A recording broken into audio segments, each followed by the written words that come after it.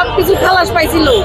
পরবর্তীতে আবার শুনি যে না এই আপিল করে সরকার পক্ষে থেকে আপিল করে ফিরে আবার জেলে ঢুকাইছে। লাইফ সাজা দিয়ে মারধর করে আমরা তো এসব কিছু জানি না। বাবা তো মারা গেছে, আমার ভাইটা সবকিছু খালাস পাইছিল। সবকিছু খালাস পাওয়ার পরে আমরা তো বুঝতে পারি নাই যে আপিল করতে হইব, তা আপিল করি নাই, বক্সি দেশে আইসা বলবো। তখন পরবর্তীতে আবার শুনি যে না এই আপিল করে সরকার পক্ষে থেকে আপিল করে ফিরে আবার জেলে ঢুকাইছে। লাইফ সাজা দিয়ে দিছে, লাইফ সাজা দিয়ে দিছে। তখন আর কি করবো, তখন এই পর্যন্ত এই অবস্থায় আছে। আমার ভাই তো সাধারণ পাচক বাবুর্চি ছিল, এত কোনো যন্ত্রপাতি ট্রেনিং শিখে না, যন্ত্রপাতি ধরতে পারে না, চালাইতে পারে না, রান্দাবাড়ি করতে বাবুর্চি ছিল। এত নির্দোষ ছেলেটা যে এখন পর্যন্ত আটকা রাখছে। কিন্তু যাক ভাগ্যে ছিল, ভাগ্যের কথা কিছু পাওয়া যায় না। ভাগ্যে যে কি রাখছে আল্লাহ ভালো জানে। তখন তারেক রহমানের কাছে আমার এতটুকুই আসা, আমার ভাইটা কিন্তু ছেড়ে দেন, আরও আছে এদেরকে ছেড়ে দিলে সবাই আমরা খুশি হইতাম।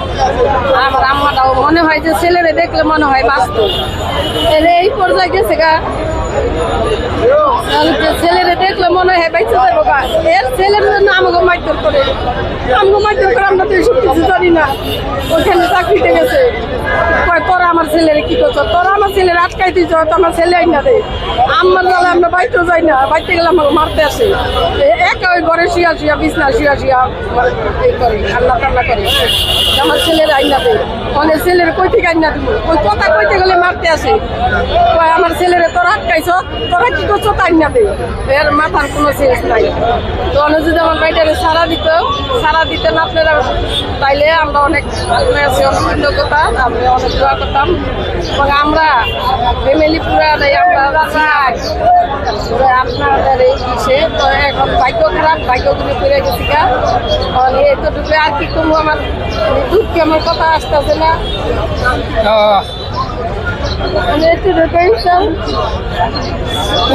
আপনার কাছে অপরাধী লোকটা এই পর্যন্ত লোক কিনলে অপরাধী, এরা বলতেছে আমরা কোনো অপরাধ করি নাই। আমরা যদি দেখতেন জানতেন তাহলে আপনারা বুঝতে পারেন না। বাইরে থেকে তো আমরা বুঝতে পারতেছি না, ওই আমাকে বলতে পারতেছে না। ওর ভিতরে যে কত কষ্ট, খাইয়া না খাইয়া, এই যে রোজার দিন যায় না খাইয়া, দুপুরে খাবার বাচ্চা থাকে, বাচ্চা খাইয়া থাকে। তো আর কি কমু, মানে বাকি ছিল।